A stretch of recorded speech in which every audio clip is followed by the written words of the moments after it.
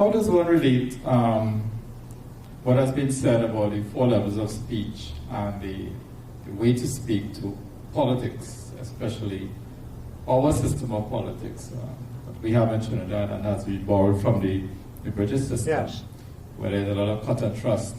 And I don't think speaking kindly about your opponent is part of the culture. So could you say something about that? Well, it's easy to be cynical and critical of politicians, but that doesn't necessarily help. The first televised presidential debate in America was between John F. Kennedy and Richard Nixon in about 1960, I think. And people who watch it say it's amazing how courteous they were to each other. You don't get that now in these TV debates. It's just a question of insulting the other person, shouting at the other person, trying to make sort of cheap points against the other person. It's not really a proper discussion or debate or anything. So this is what we see, certainly. But it doesn't have to be like that. It is possible to speak with conviction, with force, but nevertheless in a way which is respectful.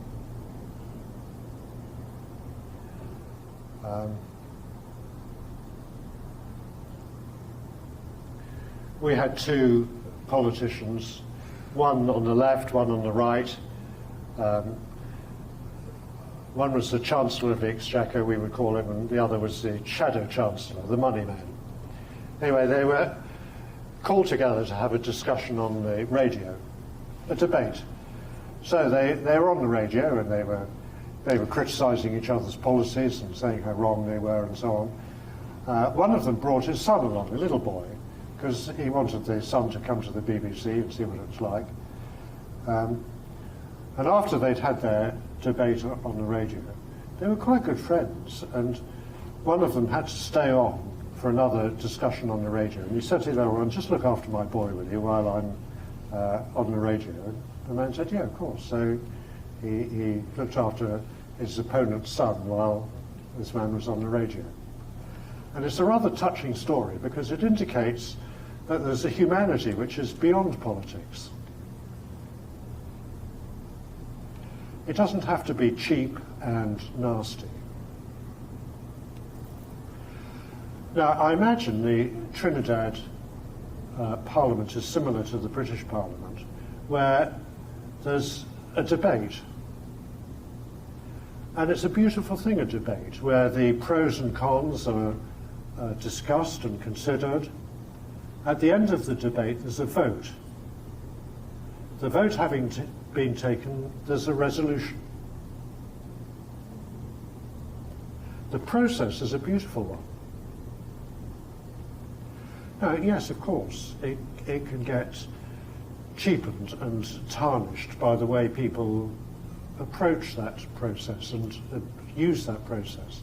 But nevertheless, the process is a beautiful one.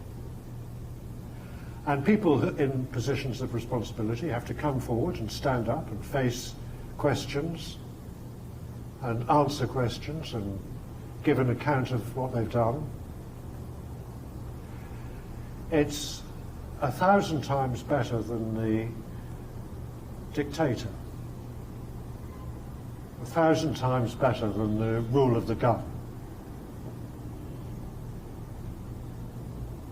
So what I would say about politics is that if you stand back and look at it, there's actually much which is really beautiful, really fine about it.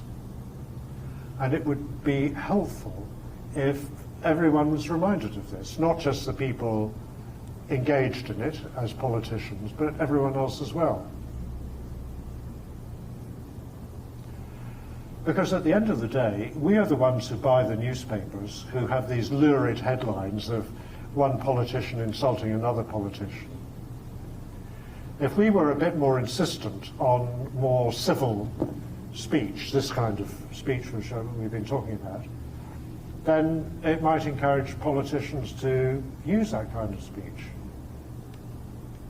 And it doesn't mean that they are weak. As I say, they can speak very forcefully, very clearly. In actual fact, it comes over with greater authority. The cheap slanging match is just a cheap slanging match. And nobody gains respect by indulging in a cheap slanging match.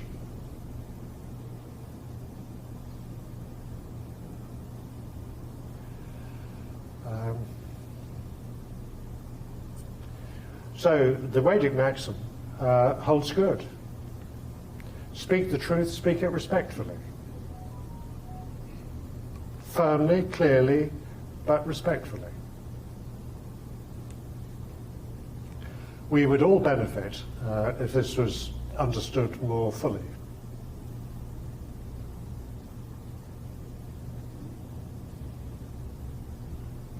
But we should, at the same time, recognise what we've got. And what we've got is very fine, really.